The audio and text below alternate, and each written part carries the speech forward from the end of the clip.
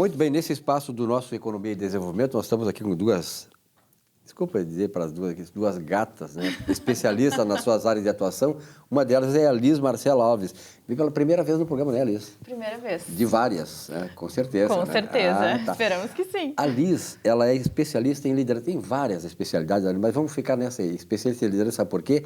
Porque nós vamos falar com ela, junto da nossa comentarista Luísa, vamos falar sobre liderança. Liderança é importante, né, Liz? Muito importante. Independente de ser, né? estar na cadeira de líder ou não, é muito verdade. importante. Luiz, obrigado por trazer a nossa amiga, né, aqui hoje no programa. Imagina, Silvio, é um Um prazer. assunto importante esse, né, Luiz? Prazer estar aqui hoje participando da bancada. E um prazer imenso estar com essa convidada maravilhosa, especialista em liderança, que é a Liz Alves, que eu admiro muito e que contribui muito para quem está buscando se desenvolver, não só como líder, mas buscando se desenvolver como profissional, porque a liderança, Liz, né, é uma competência que todo profissional deve ter. Eu posso, Silvio, se me dá licença, Claro, já começar fazendo uma pergunta para a Liz? Tu já está com a palavra. Aí toca a Tá ficha. bom. Liz, a gente fala muito em liderança, chefia. Qual que é a diferença? Existe uma diferença entre líder e chefe?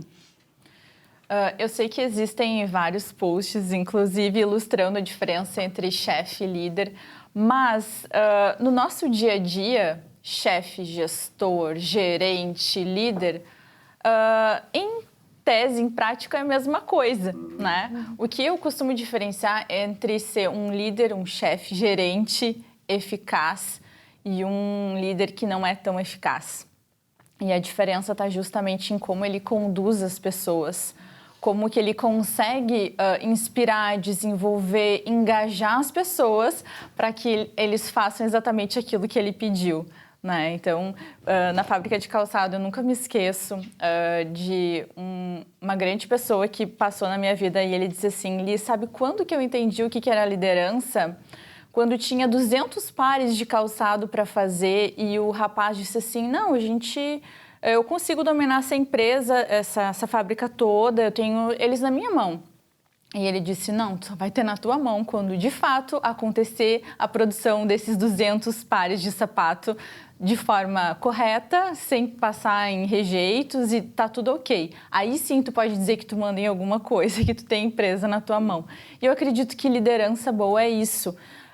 E ainda por cima, deixar os 200 pares de sapatos prontos com que as pessoas estejam felizes fazendo aquilo, né? Engajadas. Porque engajadas. Não seja só um mando, alguma coisa tipo capataz, né? Que era antigamente. Liz, me diz uma coisa, nós estamos, digamos assim, eu já falo globalizando as coisas, generalizando. Temos das empresas, pequenas, médias, grandes, enfim, e dos países, das nações. Nós estamos numa crise de lideranças? Eu acho que a gente está numa crise de liderança justamente por não conseguir entender e respeitar as diferenças, principalmente de pontos de vista. Eu acredito que a gente está polarizando muito. Fulano é desse lado, então é desse lado, tem a tribo desse lado e tem a tribo do outro lado. Grenalizando as coisas, como se diz, né? Exatamente, grenalizando. E eu acho que isso muito mais separa essa polarização toda. E a gente tem muitas perdas com isso, porque eu vejo que os dois lados têm coisas boas a contribuir, que se houvesse um complemento, uma integração, teríamos muito mais ganhos. Por isso que eu sou muito contra a polarização, porque mais separa do que agrega. E como é difícil a gente lidar com as diferenças e a liderança precisa ter uma visão sóbria sobre isso. Precisa olhar para as diferenças e entender onde que elas podem contribuir no lado que tem um gap, no lado que tem mais uma potência. E eu acho que isso em qualquer lugar, seja uma administração pública ou dentro de uma empresa. É interessante isso que tu coloca, eu queria trazer isso para em nível das nações, da civilização, enfim. Por exemplo, tem um grande mitólogo chamado Joseph Campbell. Um dos livros de mitologia, ele diz o seguinte, que o problema da civilização atual é da desmitologização, ou seja, ele queria dizer que das falta de lideranças verdadeiras, né? Na sociedade de modo geral. Se percebe isso também, né? Aqui temos no Brasil, temos um presidente que tem todas essas questões, todas que traz essa polarização que houve no país. E como é que vamos superar isso, Tony? Olha. Porque, na verdade, sim, como o Campbell dizia, o verdadeiro líder é aquele que vem para redimir a sociedade, não para dividir a sociedade, né? Exatamente. A redenção da sociedade vai naquele caminho que tu falasse aqui, que é o de unir as pessoas, unir as ideias, respeitando as diferenças, né? O Campbell dizia isso, quer dizer, redimir a sociedade é isto. Nós estamos carentes disso. Estamos carentes e eu vejo que isso traz um assunto que hoje está mais em voga por conta da pandemia, que é ser um ser humano melhor. Parte do princípio disso. Porque a partir do momento que a gente se torna um ser humano melhor, a gente faz melhores escolhas, a gente pensa mais no outro, consegue conviver melhor com as diferenças. Então, eu acho que isso é o princípio básico que falta hoje na civilização. A pandemia trouxe esse questionamento, essa necessidade. As pessoas também estão revendo muito os seus valores. Será que o que eu estou fazendo faz sentido? Não faz sentido? E quando a gente fala de liderança, gerenciar a si mesmo, ser uma pessoa melhor, aprender a servir, ter conexão genuína, interesse genuíno pelas pessoas, parte de ser uma boa pessoa, né? Então, já começa por aí. Considerar as pessoas em primeiro lugar, né? Exatamente. Mas também os resultados. Então, a gente já falou sobre liderança inspiradora, sobre desenvolver, sobre entregas, resultado. E são tantos desafios que um líder enfrenta, né? Quero te fazer uma pergunta, na verdade duas. A liderança é solitária, como lidar com isso? E como desenvolver liderança? A liderança é solitária, sim. E a gente, como líder, fica numa dissonância cognitiva, porque a gente fica ensanduichado. A gente fica sempre submetido à nossa equipe, que espera de nós, que nós somos o arrimo da equipe. E, ao mesmo tempo, nós temos uma diretoria para responder, para entregar resultado, um resultado empresarial que depende do líder. Então, a gente pensa, se a equipe vai mal, devemos contas para a diretoria e como que a gente vai chegar na equipe tranquilamente e sobriamente e cobrar da equipe. Então, tu fica com aquela pressão de cima e a pressão de baixo. Então, tu fica sempre em negociação com as tuas emoções, né? Tentando dizer assim, não, tá tudo bem, eu não sou incapaz, eu não sou incompetente. Aí vem a síndrome do impostor, muitas vezes te cobrar e dizer assim, ó, tu tá realmente fazendo certo? Então, é solitário, mas ao mesmo tempo ele precisa criar meios de criar uma rede de apoio para ele, conversando com outros líderes, conversando com seus liderados, sem medo de falar sobre as suas vulnerabilidades. Eu gosto de falar com a minha equipe quando eu não sei, quando eu tenho insegurança, porque eu acho que isso liberta muito e a gente se sente menos solitário. A todos, né? Exatamente. Então, eu não tenho medo de dizer eu não sei, eu preciso de ajuda. E isso faz com que eles me vejam também como um ser humano normal e essa cobrança de que eu sou a heroína, ela fica mais leve. Então, eles dizem, não, a Liz também é ser humano como a gente, também tem inseguranças, então estamos com ela, vamos fazer parte, vamos ajudá-la a resolver o problema. E aí acontece o engajamento, porque eles começam a ver a gente como ser humano. Existe uma identificação com o líder, né? Com as limitações, né, do ser humano que somos, né? Exatamente. Liz, na verdade é o seguinte, assim, se nós observar a questão dos relacionamentos, tudo é relacionamento, né? As pessoas que têm sucesso é aquelas que sabem se relacionar bem.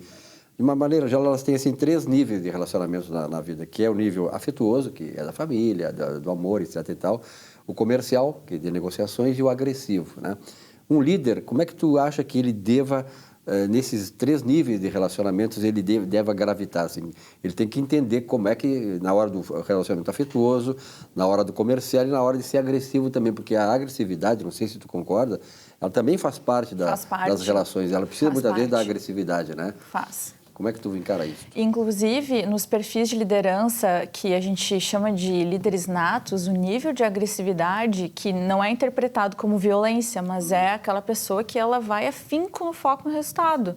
Ela tem uma agressividade nos objetivos dela. Sempre o nível é mais alto.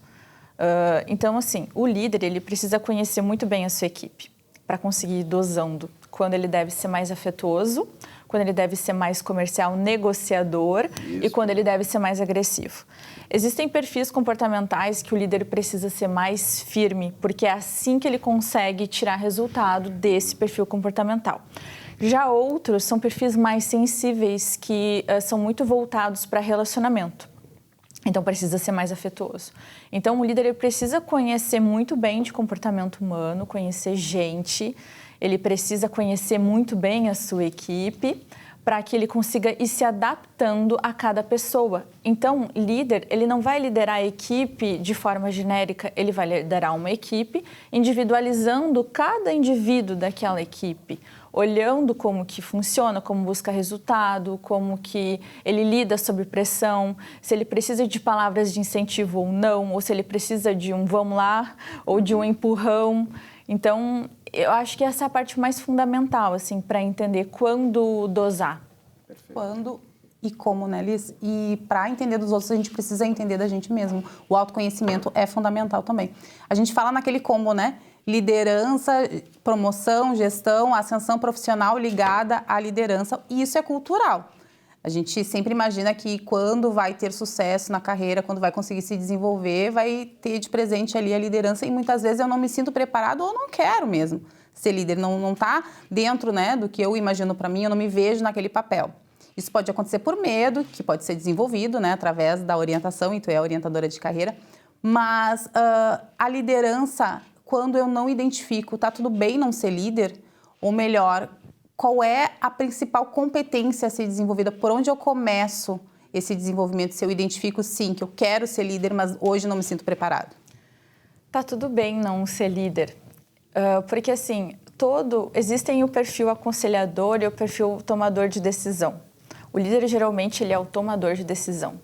Em algumas empresas, acontece o equívoco de promover pessoas que são aconselhadores, mas não são bons tomadores de decisão. Então, são promovidos para altos cargos executivos, mas ali chega e trava, empaca, porque não consegue tomar decisão, porque precisa assumir riscos, porque precisa negociar consigo mesmo o tempo inteiro. Será que vamos ou não vamos? E quais são as perdas e os danos? E geralmente especialistas, eles são muito exatos, perfil técnico, e eles não conseguem lidar com esse tipo de exposição. Então, tá tudo certo. E todo tomador de decisão precisa de um aconselhador. E o mercado de trabalho hoje, as empresas estão carentes desses aconselhadores, desses especialistas que direcionem a direção, que olhem os dados e que consigam ver detalhes que muitas vezes um tomador de decisão que olha de forma mais generalista não consegue. Então, é uma dupla que precisa funcionar. Na empresa que eu trabalho, eu tenho os meus aconselhadores que não têm perfil de liderança e eles sabem que eles não têm, mas eles são os meus melhores aconselhadores. Sem eles, eu não vou numa reunião de resultado, de apresentação de resultado. Porque eu sei que ele que vai olhar o detalhe que eu não vou ver, porque eu estou envolvida no global, então é impossível também a gente ver o detalhe. E o líder também não deve se cobrar disso, porque ele precisa se cercar de pessoas adequadas.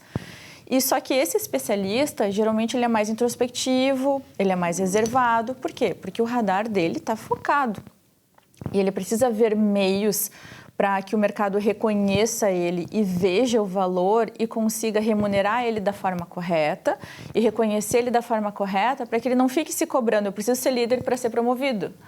Não precisa disso. Eu preciso mostrar o meu trabalho para ser. O resultado do trabalho dele é que vai... Exatamente. Precisa pegar um pouco, né? É verdade. Olha, Luísa, que maravilha, né? Ter uma entrevista como essa aí. Tenho certeza que vai contribuir muito para você que está do outro lado aí e tal, né? Para sentir essas coisas, o que é importante é essa questão essa percepção do que é um líder, do que o que o líder pode fazer, e como se formar um líder. Isso nós vamos conversar com a Liz outro dia. Como é que se forma um líder, como é que caminhos, né? A gente se quer ser um líder, né? Não sei se é um líder, tu nasce nato como líder, tu te aperfeiçoa, tu te cria como líder e tal. Nós vamos saber disso. Uma outra entrevista com a Liz. Liz, muito obrigado pela tua presença. Obrigada. Parabéns pelo trabalho que realiza. Obrigado também, tá, Luísa? Obrigada, Silvio. E até uma próxima oportunidade. Um rápido intervalo, já voltamos com o nosso Economia e Desenvolvimento. Até já.